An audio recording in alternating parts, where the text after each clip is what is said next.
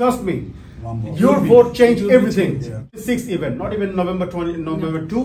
We're gonna vote like 1 week before the actual date.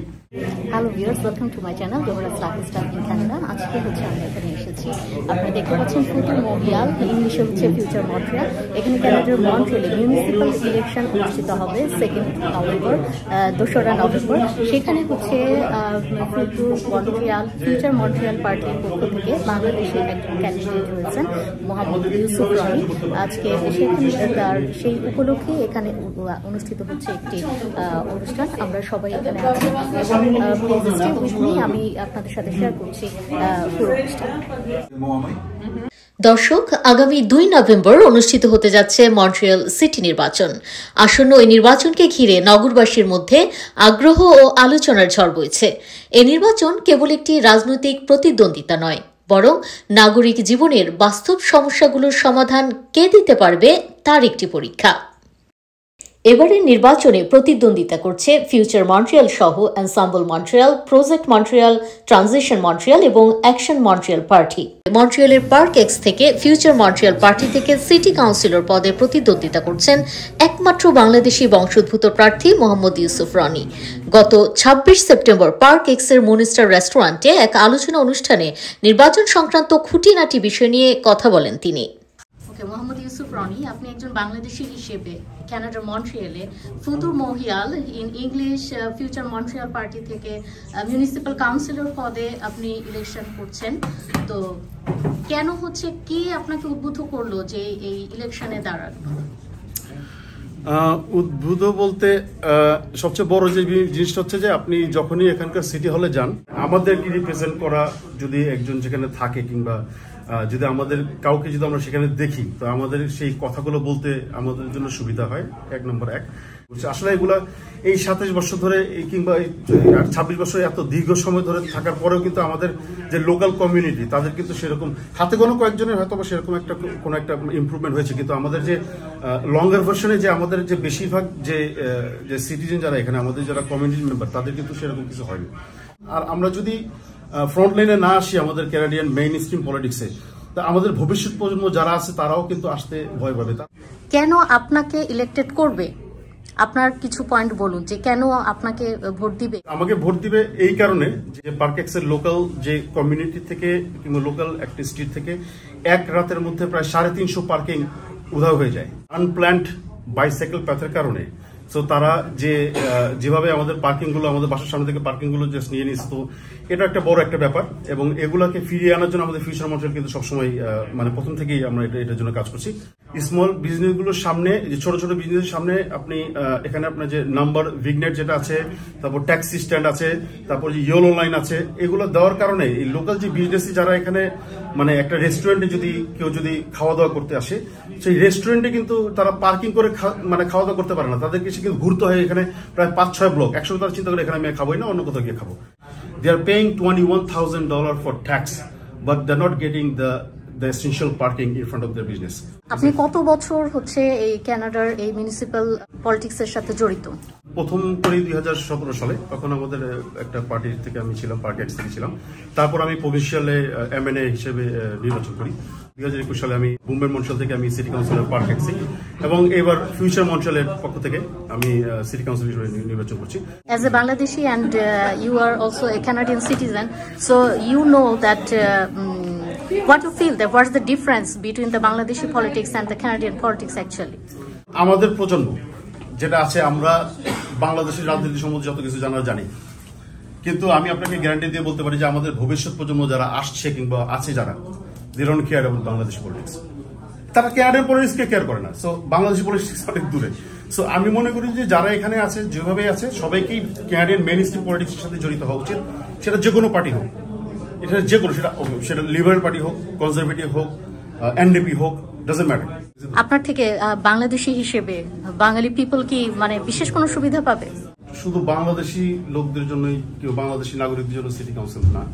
আপনার ঘাড় যদি ব্যথা করে, আপনার মাথা ব্যথা করবে। সো এখন আমার বাংলাদেশি কোনো ভাই যদি আমার ঘাড়ের মতো, যদি আমার ঘাড় ব্যথা করে, মাথা ব্যথা এমনি চলে আসবে। Hello, Ms. Benita Jacques. I have a question to you that you have any plan or any special plan for women?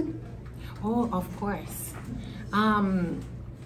I really want to relate the system social system to organization.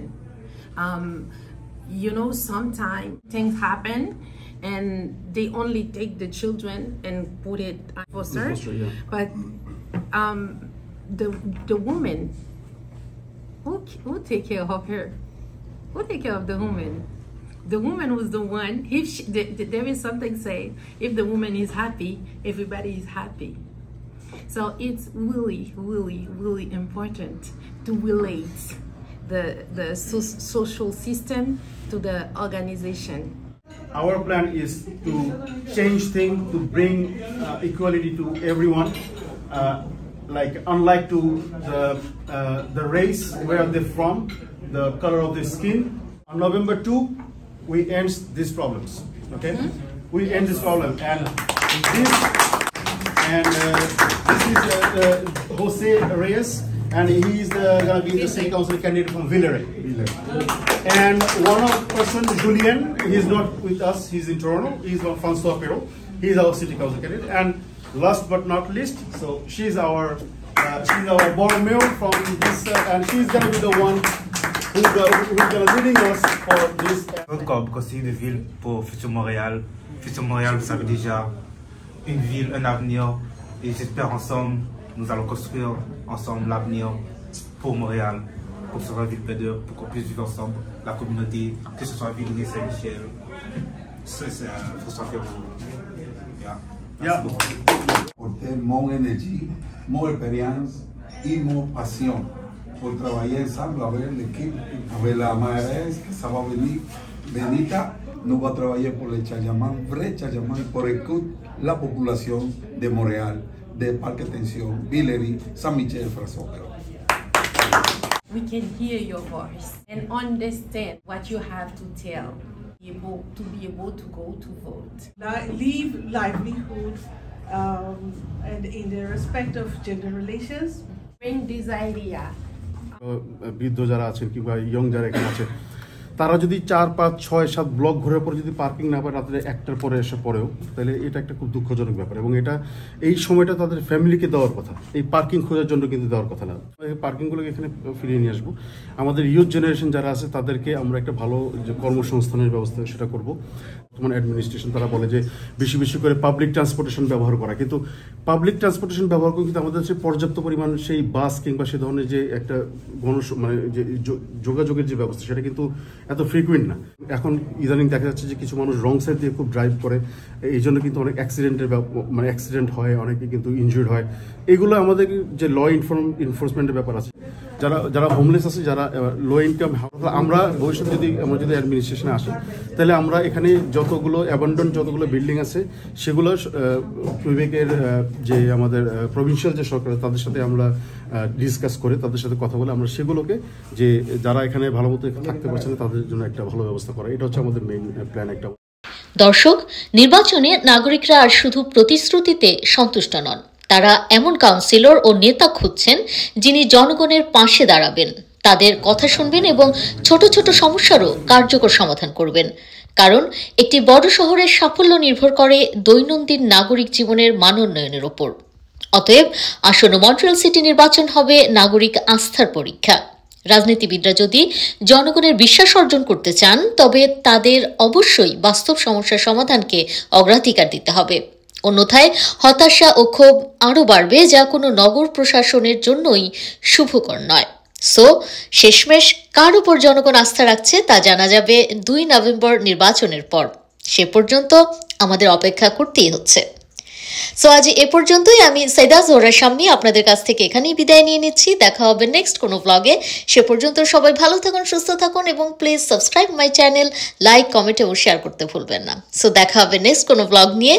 আর হ্যাঁ, আপনার নিজের সমস্যার সমাধানের জন্যে অবশ্যই নিজের vote নিজেকে দিতে হবে, নিজের অধিকার প্রতিষ্ঠা করতে হবে। ধন্যবাদ সবাইকে।